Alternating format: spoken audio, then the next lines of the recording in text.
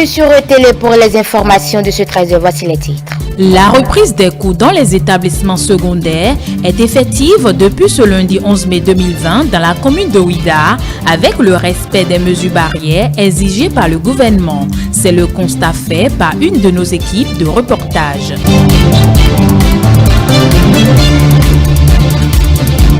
Ouverture officielle ce mardi du centre de tri et de dépistage du coronavirus à l'aéroport international Cardinal Bernardin Conti de Cotonou. La séance a connu la présence de Benjamin Oupati et de plusieurs spécialistes de la santé. Les détails sont à suivre.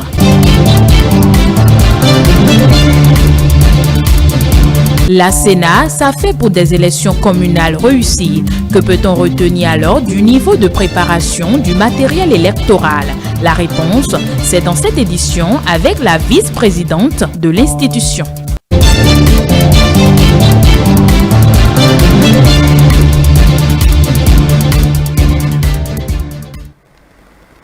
Les cours repris depuis ce lundi 11 mai 2020 dans les établissements d'enseignement secondaire dans la commune de Ouidah.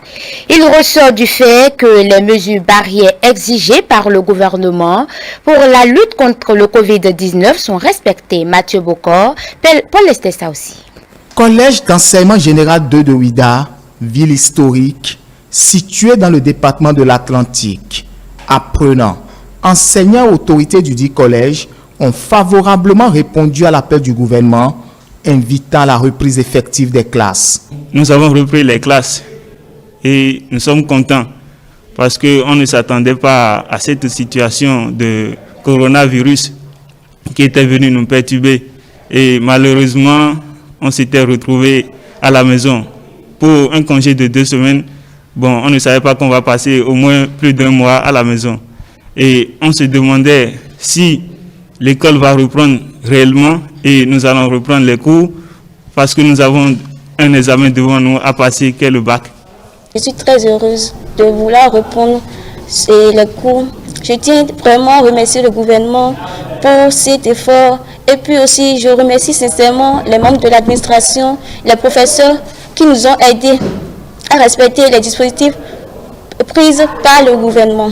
Un sentiment de retrouvailles qui ne doit empêcher de respecter rigoureusement les recommandations établies dans la lutte contre le coronavirus. Qui pouvait imaginer qu'on pourrait un jour se retrouver à l'école avec de cache-nez?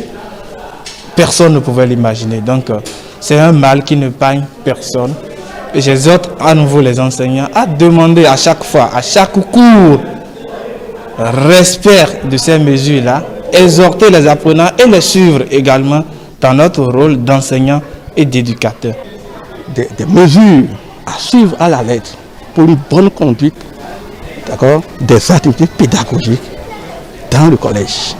Donc je leur ai expliqué comment ils doivent respecter les comportements barrières contre le virus, à savoir le port d'un masque obligatoire avant d'entrer dans le collège, le lavage des mains, d'accord, la distanciation et ne tousser que dans le creux du coude. Contrer le Covid-19 reste l'objectif majeur des autorités administratives du CEJ de Ouidah. Et pour témoigner leur engagement, ils rassurent. Un mot d'assurance, c'est que les parents nous accompagnent. Qu'ils nous veillent bien, voici les enfants ont leur masque avant de prendre le chemin de l'école. Et par rapport aux parents, ils n'ont pas à s'inquiéter. Ici, au CEJ de Ouidah, eh bien, nous faisons ce que nous devons faire pour que l'État central ne soit pas déçu. La cité historique de Ouidah s'engage résolument à accompagner le gouvernement pour une année scolaire réussie. Qu'en est-il de la réouverture des classes au collège d'enseignement général de Savegakbe et Toribosito? La réponse est dans ce élément de Mathieu Bocor et Paul Estessa aussi.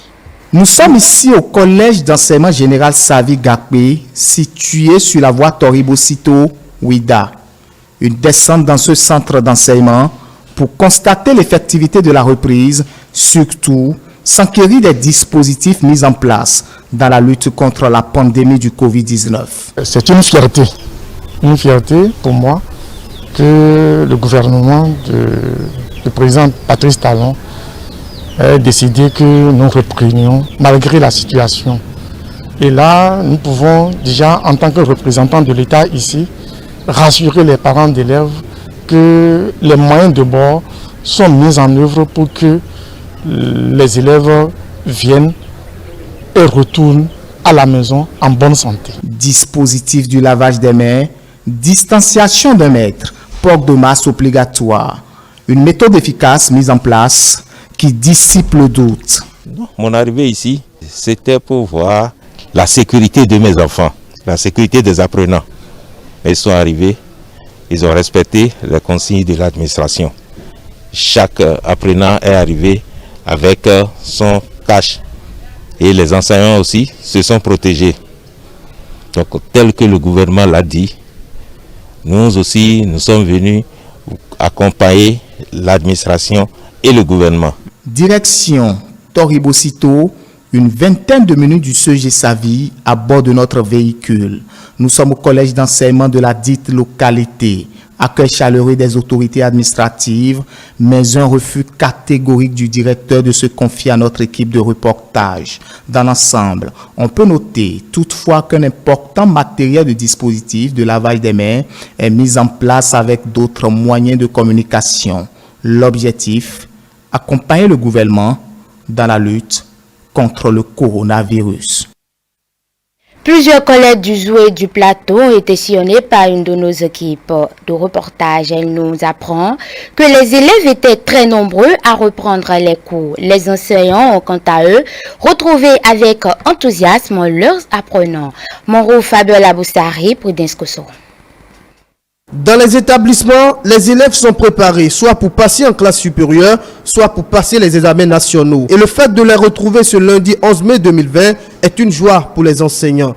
Le directeur du collège d'enseignement général d'Abomey estime qu'il fallait reprendre et que le moment était opportun. Donc il a cette reprise là, c'est une très bonne chose. Il faut dire que, contre toute attente, ils sont arrivés nombreux et les quelques retards que nous avons constatés, nous sommes en train de sensibiliser leurs camarades pour qu'ils puissent rejoindre également les rangs. Parce que nous n'avons pas beaucoup de temps à faire pour aller aux examens, pour aller aux évaluations et faire le point pour le compte de cette année. Les mesures essentielles dans les établissements ont été mises en œuvre. Il s'agit du dispositif de lavage des mains, de la distanciation sociale. Les élèves sont à l'extrême des tables bancs avec un pied à l'intérieur et l'autre à l'extérieur.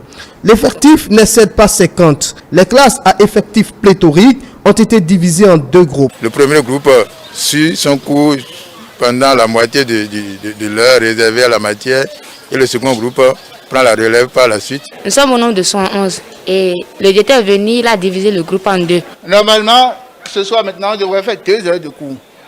Mais à cause de cette disposition, on va faire 1 heure de temps avec le premier groupe. Et ce qui est fait avec le premier groupe, c'est ça qui sera repris. Chacun est sur sa table et l'autre derrière. Il n'y a plus de sur table. Il n'y a plus de travail de groupe. Même les exposés sont annulés pour le moment. Et donc le professeur s'organise pour qu'avec ça, il puisse terminer le programme.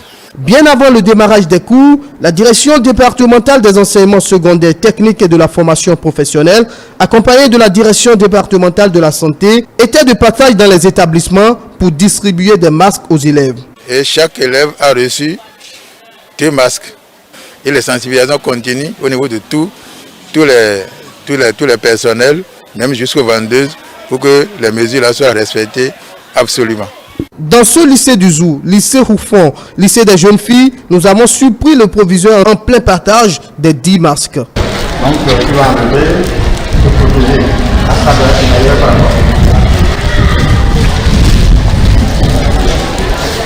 Stanislas Awangansi, professeur d'espagnol, a retrouvé avec enthousiasme ses élèves. Las autoridades pedagógicas han decidido que trabajemos de manera táctica. Les autorités administratives ont tout mis en œuvre pour que les mesures barrières soient visibles, pour que tous les acteurs de l'école respectent à la lettre ces mesures barrières-là. Nous sommes très heureuses très heureux de nous revoir, de commencer les classes parce que la maison vraiment ça fatigue et puis on n'arrive pas trop à apprendre. Donc à la reprise maintenant, sans sûr que ça peut aller. N'ayez aucune crainte, nous avons repris et je pense que nous irons jusqu'au bout. Du Zou, direction le plateau, plus précisément au collège d'enseignement général 1 de Kétou. Nous y étions peu après 17h. Les élèves qui avaient cours au-delà de cette heure sont en salle tous masqués et tentent d'observer la distanciation sociale. Dans ce collège, tout comme dans les autres du département, le préfet et le directeur départemental ont distribué un peu plus tôt des masques aux élèves. Des masques accompagnés des affiches de sensibilisation sur comment les porter. Nous avons même une machine qui nous permet de contrôler leur température à leur arrivée pour savoir ce qui se porte bien. Même les enseignants également sont en train d'être examinés et bientôt il y aura le dépistage à notre niveau, nous tous. Élèves et enseignants, tous autant qu'ils sont heureux d'avoir repris les cours. Ils pensent aller vite et bien pour finir les programmes. Les étudiants des universités privées ont également repris les cours ce lundi 11 mai 2020. Pour limiter la propagation du Covid-19 dans ces lieux de grand attroupement, les responsables de ces écoles n'ont pas manqué de faire observer les mesures barrières prescrites par le gouvernement aux étudiants. Elia Diran, Edouard Capot pour le point. La reprise des activités académiques est chose effective dans plusieurs universités parcourues à Cotonou. Depuis ce lundi 11 mai, les étudiants ont regagné les salles de classe malgré la pandémie du coronavirus. Dans ces lieux qui regroupent du monde, l'on observe les mesures recommandées par le gouvernement. Chez nous ici, les classes ont vraiment démarré, les cours ont vraiment repris. Les filières, toutes les filières que nous avons commencé les cours, quand les étudiants arrivent, il y a déjà un dispositif de lavage des mains, sinon que des dispositifs de lavage des mains. Nous avons également du gel, un peu de gel que les étudiants peuvent utiliser pour se désinfecter les mains. La maladie donc du moment crée assez de panique dans le monde et on se posait la question de savoir si réellement il pouvait y avoir rentré. Notre maison se remplit de jour en jour. Il y avait un peu de résistance, mais déjà nos classes sont pleines. Pour limiter la propagation de la pandémie du coronavirus, particulièrement dans ces milieux de recherche, les promoteurs ont mis en place des dispositifs de lavage de mains devant l'entrée de chaque école, puis veillent à la bonne application de ces règles sanitaires. Notre slogan, c'est « Protège-toi, protège ton environnement et protège le monde ». Nous avons aussi essayé de mettre les parents en confiance parce que nous sommes dans un cadre éducatif.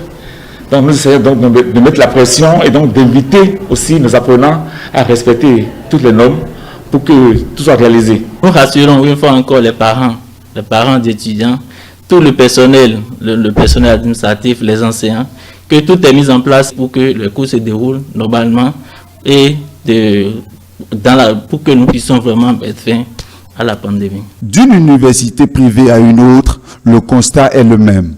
Les responsables d'école tiennent rigueur aux mesures de distanciation sociale d'1 mètre entre les apprenants et exigent le port systématique des masques, aussi bien chez les enseignants, personnel administratif que visiteurs. Nous avons mis en place des dispositifs de lavage de mains, comme vous pouvez le remarquer à l'entrée déjà. Nous avons fait des affiches un peu partout pour imposer, comme le gouvernement nous a recommandé et tout, pour imposer le port systématique des masques. Donc chaque étudiant qui vient ici doit avoir son masque. Nous avons scrupuleusement respecté les consignes qui sont données, à savoir le lavage des mains, comme vous avez eu à constater tout à l'heure. Nous avons 2 portails et à chaque portail donc, est placé un dispositif de lavage de mains. Et ce dispositif encore est renforcé par un appareil automatique de gel alcoolique déjà à l'entrée de la maison. Et dans nos différentes salles, nous avons essayé donc de créer un mètre à gauche, à droite et de par le devant et de par le derrière entre les étudiants, comme aussi vous avez constaté tout à l'heure lorsque vous étiez en visite dans les classes. Alors, nos étudiants sont aussi invités au port systématique donc, des cache-nez et nous veillons vraiment à cela. En vue d'une bonne gestion de cette crise sanitaire, les promoteurs d'établissements supérieurs privés font recours à des dispositifs de lavage de mains plus modernes et des gels hydroalcooliques afin de réduire considérablement les risques de contamination. Ce mardi 12 mai 2020, à l'ouverture officielle du centre de tri et de dépistage du coronavirus à l'aéroport international Cardinal Bernardin Ganti de Cotonou. C'est un dispositif qui vient en appui aux efforts du gouvernement dans le cadre de la lutte contre le coronavirus. La science a connu la présence de plusieurs spécialistes de la santé. Suivez ce compte-rendu avec Romaric Dossa et Edouard Capot. Un centre de tri et de dépistage du coronavirus est désormais installé à l'aéroport international de Cotonou. C'est le lieu où se fera désormais de façon systématique des tests de dépistage à tous les passagers en provenance de l'extérieur. D'abord, ils vont bénéficier d'un test de diagnostic rapide qui, dans les 15 à 20 minutes, vont pouvoir nous dire s'ils sont positifs ou s'ils sont négatifs. Les sujets qui seraient positifs seront orientés vers un psychologue qui est dans une des cabines dédiées ici et seront pris en charge, soit à leur domicile s'ils sont asymptomatiques ou faire un site de prise en charge dédié s'ils ont des symptômes patents. Les autres passagers qui seront négatifs seront prélevés pour la recherche du génome viral par la PCR. Et après, ils seront invités à rentrer chez eux tout en respectant scrupuleusement les méthodes barrières et les méthodes de distanciation physique. Le ministre de la Santé rassure la population de la qualité des services offerts au niveau de ce site. Des dispositions sont donc prises pour une bonne prise en charge. Nous avons 20 bosses où vont se faire les tests de diagnostic rapide. En fonction de l'affluence qu'il y aura, tous les bosses seront occupés ou seront partiellement occupés. C'est pour éviter qu'il y ait une longue file d'attente et également au niveau des avions, les supports que nous remplissons pour les renseignements généraux et les adresses des passagers seront également renseignés au niveau des avions. Cela permettra de faire en sorte qu'il y ait une fluidité au niveau de la gestion des passagers, au niveau de ce site de dépistage et de prise en charge de la COVID de l'aéroport international de Cotonou. Le ministre Benjamin Hunkpating a profité de sa sortie pour exhorter les donneurs de sang à poursuivre leurs bonnes œuvres. Pas question de céder à la panique en ce temps de Covid-19. Je voudrais profiter pour lancer un appel à tous les donneurs de sang qui aujourd'hui peut-être ont peur de la Covid-19 et ne donnent plus leur sang. Il faudrait qu'ils puissent venir au niveau des sites de dons de sang pour continuer à donner leur sang. Et sur ces sites de dons de sang, ils pourront désormais d'abord se faire offrir un dépistage de la Covid-19 avant de procéder au don de sang. Donc vraiment, c'est un appel pour que nous puissions sauver les vies des innocents enfants qui pourraient être anémiés du fait du paludisme au décours de cette saison pluvieuse qui est en train de commencer. L'installation de ce site de dépistage systématique témoigne de la volonté des gouvernants à limiter la propagation du coronavirus. Parlons toujours de la lutte efficace contre le Covid-19. La Chine se montre toujours plus proche du Bénin. Ce mardi 12 mai 2020, la Chine, à travers son accréditation au Bénin, a fait don de matériel de protection contre le coronavirus. La propagation du coronavirus, pardon. Cet appui s'inscrit dans le cadre d'une meilleure protection des électeurs dans le cadre des communales de mai 2020. Isaac Adier pour le point. Dans un environnement dominé par la pandémie du Covid-19, la Commission électorale nationale autonome Sénat, structure organisatrice des élections au Bénin, reçoit un appui de l'ambassade de la Chine près le Bénin, du gel hydroalcoolique, des masques et des dispositifs de lavage de mains.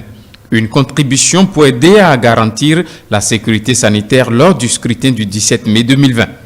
C'est vrai, cette épidémie est une catastrophe naturelle, mais aussi un examen de gouvernance pour tous les pays et un miroir magique qui reflète la note de chaque gouvernement dans la lutte contre le coronavirus. Ces mesures de traitement et de prévention contre l'épidémie appliquées par le Bénin sont rapides, efficaces et aussi déterminantes. Elle a gagné aussi de l'appréciation un peu partout au Bénin. Ce lot de matériel de protection sanitaire contre le coronavirus offert par l'ambassade de Chine constitue un soutien de l'ambassade au Sénat et aussi de la Chine au Bénin. 80 dispositifs de lavage de mains, 5000 masques de protection et 200 litres de gel hydroalcoolique. Ainsi se résume le geste d'un pays ami, un partenaire pour le développement, la Chine. Comprenant la situation dans laquelle se trouve le Bénin, dans un contexte d'organisation électorale, vous avez estimé qu'il faut venir au secours de la Sénat, au secours des Béninois, pour leur apporter votre contribution. Et je voudrais, au nom de la Sénat, vous exprimer tous nos sentiments de reconnaissance. Le 17 mai 2020, les citoyens béninois peuvent donc se diriger vers leur poste de vote en toute sécurité afin d'accomplir leur devoir civique. Nous devons rester vigilants et c'est pour ça que le gouvernement a pris un certain nombre de mesures pour protéger les citoyens afin que la propagation du virus ne soit pas une propagation exponentielle. C'est dans ce cadre que nous organisons les élections. Nous les organisons pour respecter nos délais constitutionnels, pour assurer la continuité démocratique. Nous ne les organisons pas par entêtement. À quelques jours du scrutin du 17 mai 2020, que peut-on retenir du niveau de préparation du matériel électoral? Selon la vice-présidente de la Commission électorale nationale autonome Sénat, tous les postes de vote peuvent démarrer à bonne heure. Nous l'écoutons pour plus de précision. Aujourd'hui, nous sommes presque au terme de ce travail-là et je puis déjà vous dire que les premiers camions vont s'ébranler vers la zone septentrionale demain en fin de matinée. Donc le travail est presque achevé. Nous avons mis un point d'honneur à coaliser d'abord et avant tout le matériel qu'on doit envoyer à des milliers de kilomètres, à des centaines de kilomètres de Cotonou, donc ils sont prioritaires et c'est dans cette optique-là que déjà demain, en fin de matinée, et plus précisément entre 11h, midi, 13h, les premiers camions vont partir vers le nord. Et progressivement, ce déploiement-là va s'effectuer afin que déjà le vendredi au plus tard, tous les coordonnateurs d'arrondissement et subséquemment tous les postes de vote soient déjà en possession du dit matériel électoral. C'est notre vœu le plus ardent qu'à 7h du matin, tous les postes de vote sur toute l'étendue du territoire national soient ouverts. D'autant plus que dans le code électoral en vigueur actuellement, il est expressément mentionné que lorsqu'un poste de vote ouvre en retard, le responsable est passible d'une sanction pénale. Donc, avec cette épée de Damoclès sur notre tête, je pense que nous ferons véritablement tout pour que chaque poste de vote à 7h du matin soit ouvert le 17 mai 2020. C'est tout pour ce journal. Merci de nous avoir suivis.